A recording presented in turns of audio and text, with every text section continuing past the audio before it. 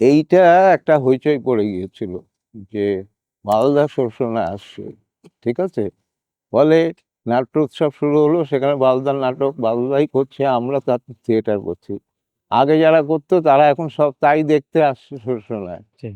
মালদার গ্রুপ তো খুব বড় ছিল, মাঝখানে ভেঙে যায়। সব এখানে আসছে তাই তো? না, না এখানে আপনার না, আপনার বাড়িতে? এটা ওই বাড়িতে ঠিক। না, এটা বকুল বাগান। সরসনা গার্লস স্কুলে। আচ্ছা আচ্ছা। ওটা সরসনা, এখানে একটা গার্লস স্কুল আছে, সে গার্লস স্কুল মাঠে। তো এই করে এটা এখনো চলছে আর কি। ওই যে বললাম 38 বছর ধরে এটা চলছে। বাদুড়া তো এখন নেই, থাকলে প্রতি শোয়ে মেলায় এমনি এখানে থাকতেন, ঠিক। আমাদের কারো বাড়িতে খাওয়া দাওয়া করতেন, করে রাত্রিবেলা যেহেতু থেকে পরের সব নাটক দেখতেন। তো আমার বাড়িতেও একদিন খাওয়া দাওয়া এরকম খাওয়ার ব্যবস্থা। আমিও বালদামায় নেমন্তন্ন করেছিল, উনি কোলাজ করতেন খুব ভালো। মানে ধরুন আমার ছবিগুলো যদি একটু দেখতে থাকবে, আমি বললাম সে কি, এ তো আমার সৌভাগ্য। ওনার বাড়িতে মানিকতলায়, সেখানে গেলাম, গিয়ে ওই কোলাজের ছবি টবি দেখলাম, ওনার বাড়িতে খাওয়া দাওয়া করলাম।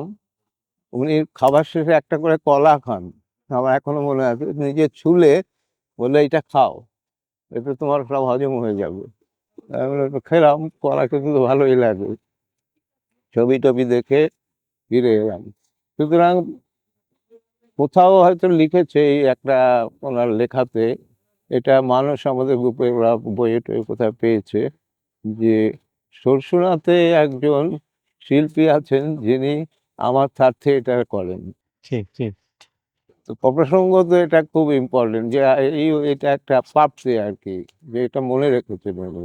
এটার মধ্যে এটা মনে রাখার যথেষ্ট কারণ আছে, কারণ এই স্বচ্ছতা ওনারও আছে, আমারও আছে।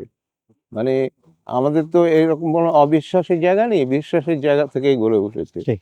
এই চাঁদের হাটে অবিশ্বাস শব্দটাই নেই। বুঝতে পেরেছি। এই যে প্রাণের আর প্রাণের বিশ্বাসের গল্পটা, এটা মানে আমরা নিজেরা এত গর্বিত ভাবতে পারি না। একটা জিনিস খেলেই মনে হয় ওই সবার সাথে খাচ্ছি, ধরলেই মনে হয় সবাইকে ধরেছি, এরকম আর কি।